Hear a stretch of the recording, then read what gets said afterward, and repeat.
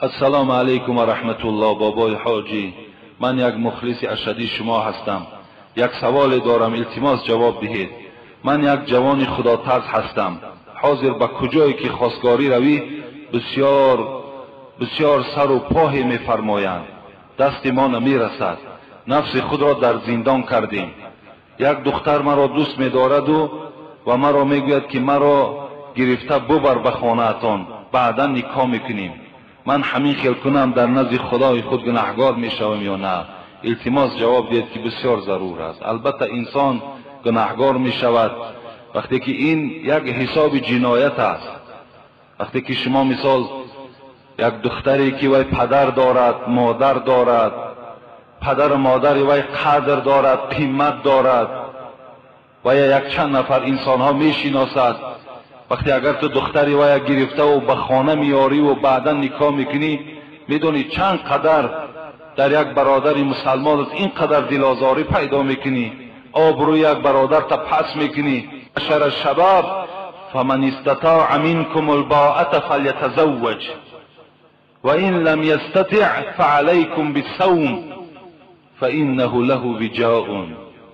ای معشر شباب، ای جوانها، کدامت اگر دستی رسا دارین زن گیرین، اگر دستی رسا ندارین تا زمانی که دستان میرسیدگی باشد شما روزه گیرین، زیرا روزه شهوت شما را میشکند و شهوت شما را دور میگرداند. و الا به این عمل هیچگاه شما دست نزنین که وقتی دعای پدر و مادری او در حق تو نباشد این چگونه زندگی میشود، این چگونه بخت میشود.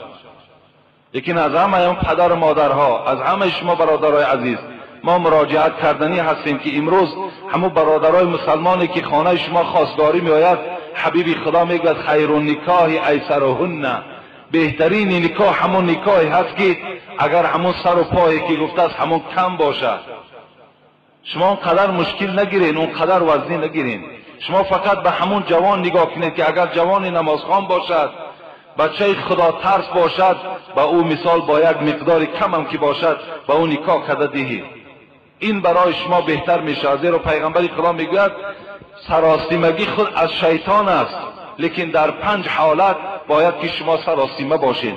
یک تاش همین است که وقتی دخترهای شما به بلاغت رسیدن در حال ویها را شوهر دهید.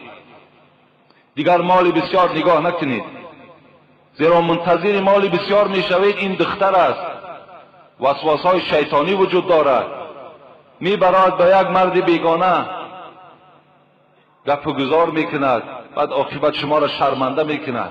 دیگر در هیچی که راضی هم که میشوید کسی دیگر باید خواستگاری نمیکند. از این خاطر با همون مالی کم هم که باشد، جوانی خوب باشد، جوانی اگر عملهای صالح داشته باشد دهید، انشاءالله شما ثواب بگیرید، بسیار نیک میشود. و حتی همون یک بار من گفتم شما گویم که خنده هم کردین، لیکن این خنده نیست. اگر کدامت که میبینین اپای به شوهر دارین، مادری به شوهر دارین، مامایی به شوهر دارین، پر از مردها موی سفیدای زنگیر، شما پیشنهاد کنید، گوید ما همین خیل اپا داریم، همین خیل مادر داریم، همین خیل ماما داریم، مرحمت آمده گیرین. گوید این وظیفه مسلمانی هر کدام ما است.